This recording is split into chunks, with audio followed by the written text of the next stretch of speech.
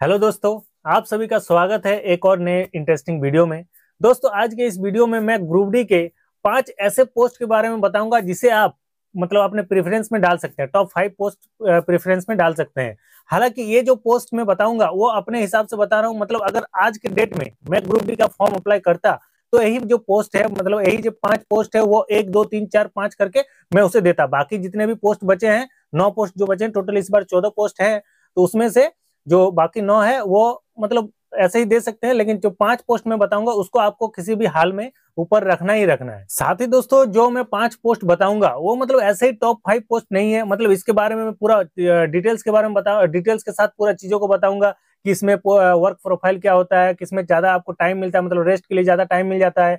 ज्यादा आपको टाइम मिलेगा तभी आप जो है फ्यूचर के लिए, क्योंकि ग्रुप डी में कोई रहना नहीं चाहता। हालांकि जॉब नहीं होने के कारण पहले ग्रुप डी ज्वाइन कर लेता है, लेकिन ग्रुप डी के बाद फिर आगे बढ़ने के लिए बहुत सारे जो ऑप्शंस खुल जाते हैं। एक है कि फाइनेंशियल या फ्री हो जाते हैं, तो उसमें कौन से जॉब में, कौन ग्रुप डी के कौन से पोस्ट में आपको अच्छा खासा टाइम मिल जाता है प्रिपरेशन करने के लिए, आगे बढ़ने के लिए। साथ ही किस पोस्ट में जो है सैलरीज वगैरह क्या वेरी करता है, किसका हार्डशिप क्या है, ड्यूटी कितना हार्ड है, किसमें थोड़ा इजी है। तो इसी को पूरा आधार मान के मैं टॉप 5 पोस्ट आपके लिए निकाला हूं, जिसे आप अपने पोस्ट प्रेफरेंस में डाल सकते हैं। 1 2 3 4 5 करके डाल सकते हैं। तो दोस्तों, चलिए वीडियो में आगे बढ़ते हैं और एक एक करके सभी 5 पोस्ट के बारे में डिटेल से जानते हैं, ताकि आपको भी एक आइडिया मिल जाए कि इन्हीं पोस्ट को हमको 5 प्रेफरेंस में, पहले 5 प्रेफरेंस में देना है, आखिर क्यों देना है।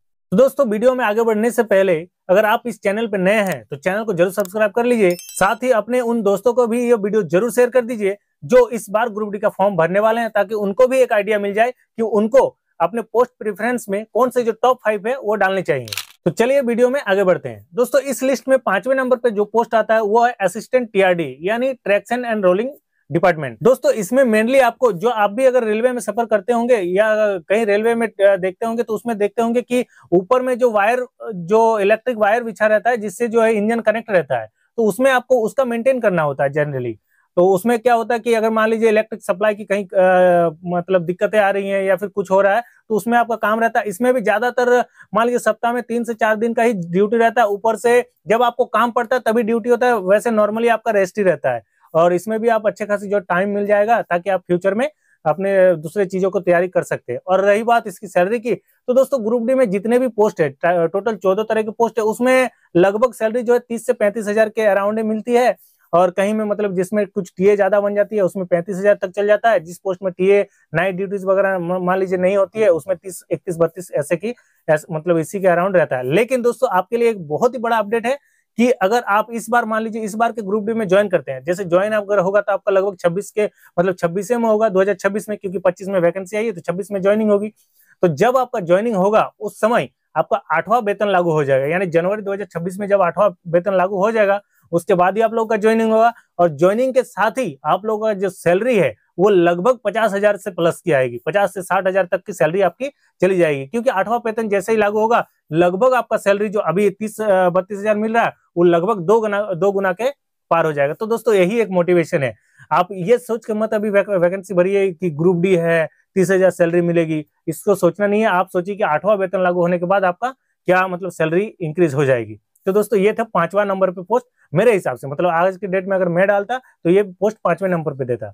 तो दोस्तों, चलिए अब चौथे नंबर पोस्ट प्रेफरेंस पे बात करते हैं। लेकिन दोस्तों, चौथे नंबर पे बात करने से पहले मैं आपको एक इंपॉर्टेंट अपडेट दे देना चाहता हूं। अगर आप इस बार अच्छे नंबर ला के सिलेक्शन लेना चाहते हैं, तो इसके लिए मैं आपको एक बुक रिकमेंड करूंगा। वो है किरण पब्लिकेशन का आरआरबी ग्रुप डी 2019-20 में जो वैकेंसी आई थी उसका सॉल्व पेपर, यानी उस बुक से अगर आप एक बार प्रैक्टिस कर लेते हैं तो आपको एक आइडिया हो जाएगा कि आखिर ग्रुप डी में पिछला बार जो वैकेंसी में किस तरह के पेपर आए थे, ताकि आपको एक आइडिया मिल जाए अपना तैयारी करने का।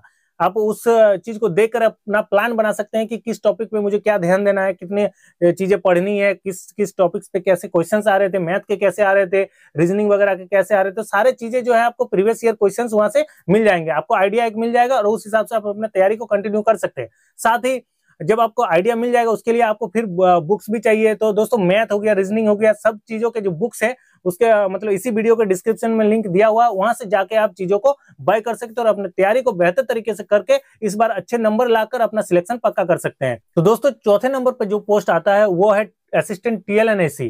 दोस्तों इसमें जनरली जो आपका वर्क रहता है ट्रेन में ही रहता है। मतलब कि अगर आप जैसे मान लीजिए कोई आउटडोर वर्क से घबराता है कि नहीं मुझको आउटडोर में नहीं करना है, धूप में काम नहीं करना है, डस्ट वगैरह में काम नहीं करना, तो दोस्तों उनके लिए ये जो पोस्ट है बेहतर है, क्योंकि इसमें आपको ट्रेन के अंदर ही काम करना पड़ता है। मतलब जैसे टीएल एंड एसी है, टीएल मतलब ट्रेन लाइटिंग एंड एसी, यानी ट्रेन में जो लाइटिंग वगैरह रहता है, जो बल्ब वगैरह रहता है, उसको आपको चेक करना रहता है कि खराबी है तो उसको रिपेयर करना होता है।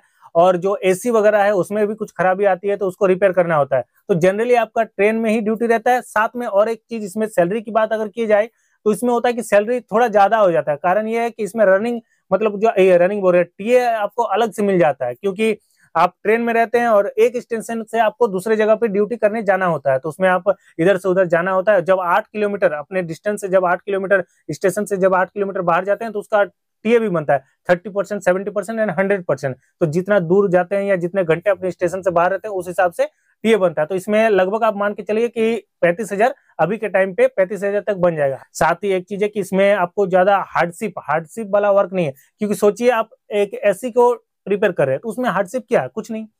तो इस पोस्ट को आप चौथे नंबर पे प्रेफरेंस दे सकते हैं। बाकी आपकी मर्जी, आप इसे 1, 2, 3, 4, 5 में किसी में भी रख सकते हैं। दोस्तों नेक्स्ट जो तीसरे नंबर पे पोस्ट आता है, यानी तीसरे नंबर पे जो पोस्ट प्रेफरेंस डाल सकते हैं वो है असिस्टेंट ऑपरेशन इलेक्ट्रिकल। यानी दोस्तों आपको नाम से ही पता चल रहा है कि इलेक्ट्रिकल संबंधित काम होगा उसमें, मतलब इलेक्ट्रिकल संबंधित जितने भी ऑपरेशन है वो करने होंगे। जैसे मान लीजिए कि कोई भी रेलवे का बिल्डिंग है जहाँ पे पावर हाउस वगैरह है, इलेक्ट्रिकल के काम होते हैं, उसमें क्या करना होता है, जैसे मान लीजिए वायर कनेक्शन हो गया, कहीं मशीन में आपका कनेक्शन देना है, कहीं वायर में जो है कनेक्शन टूट गया है तो उसको रिपेयर करना है, यही सब चीजों को देखना पड़ता है। साथ ही जैसे मान लीजिए रेलवे में बहुत सारे क्वार्टर होते हैं, तो क्वार्टर में जैसे बिजली का कोई शिकायत आता है कि बिजली में कहीं बल्ब नहीं जल रहा है, बिजली का कोई मोटर नहीं कुछ काम आ रहा है, या फिर पानी नहीं आ रहा, मतलब उसमें जो लाइन से जितने भी चीजें आती हैं, मतलब लाइट से इलेक्ट्रिकल से जितने भी चीजें चलती हैं सभी चीजों पे आपको काम करना होता है। और इसमें आपको एज ए असिस्टेंट यानी हेल्पर के रूप में काम करना होता है। जैसे मान लीजिए कोई टेक्नीशियन है तो उसको हेल्पर के काम में करना होता है। जैसे टेक्नीशियन जो आपको बोलता है वायर लाइए, सीढ़ी लाइए, सीढ़ी का भी जरूरत पड़ता है। जैसे मान लीजिए कोई ऊपर उठ के आपको वायर काटना है तो आप वहाँ सीढ़ी का जरूरत होगा, तो वही सामान वगैरह इधर उधर काम करने का एज ए हेल्पर आपको काम करना पड़ता है। और इसमें टाइमिंग की बात किया जाए तो ज्यादातर इसमें आपको डे ड्यूटी ही करना पड़ेगा और ज्यादातर नाइट वगैरह नहीं होगा। और एक चीज है कि इसमें भी आपका टीए बन सकता है। टीए इसलिए बनेगा क्योंकि इसमें भी आपको बाहर काम करने जाना पड़ सकता है। जैसे मान लीजिए स्टेशन से 8-10 किलोमीटर बाहर जाना पड़ सकता है। और इसका अभी सैलरी की बात की जाए वही 30-35 के अराउंड इनिशियली यानी अभी के टाइम पे बन रहा है। तो दोस्तों इस लिस्ट में जो दूसरे नंबर पे पोस्ट आता है वो पॉइंट्समैन बी।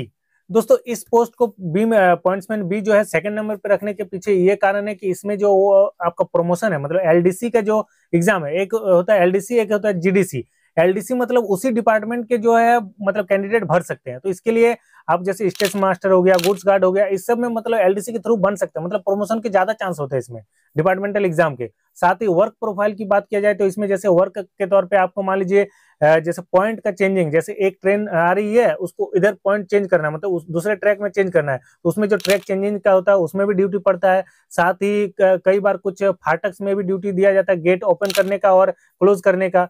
साथ ही इसका जो कुछ काम ऐसे होते हैं जैसे स्टेशन मास्टर के ये अंडर में रहते हैं, यानी स्टेशन मास्टर को जो भी ऑर्डर देते हैं, चाहे कागज वगैरह इधर उधर करने का या फिर कुछ भी काम देते हैं इधर उधर हेल्पर का कुछ भी काम देते हैं, उसमें उसको वो चीजें करनी होती है। साथ ही दोस्तों इसमें एक और काम ये भी होता है कि जैसे मान लीजिए ट्रेन जो पार होती है उसमें आपको जैसे ग्रीन झंडा हो गया, हरा झंडा हो गया या लाल झंडा होगा, तो झंडा दिखाने का काम भी रहता है। इसी पोस्ट का अगर ड्यूटी रोस्टर की बात किया जाए तो उसमें भी जैसे मान लीजिए अगर आप बड़े स्टेशन में है तो उसमें जैसे आपको 8 घंटे की ड्यूटी करनी होती है, और यहीं अगर आप छोटे स्टेशन में रहते हैं तो वहां पे आपको 12 घंटे की ड्यूटी करनी पड़ती है। और सैलरी की बात किया जाए तो सैलरी भी इसमें भी लगभग वही 30, 32, 35 के आसपास अभी के टाइम पे जो सैलरी मिलती है उतना ही आपको मिलेगी।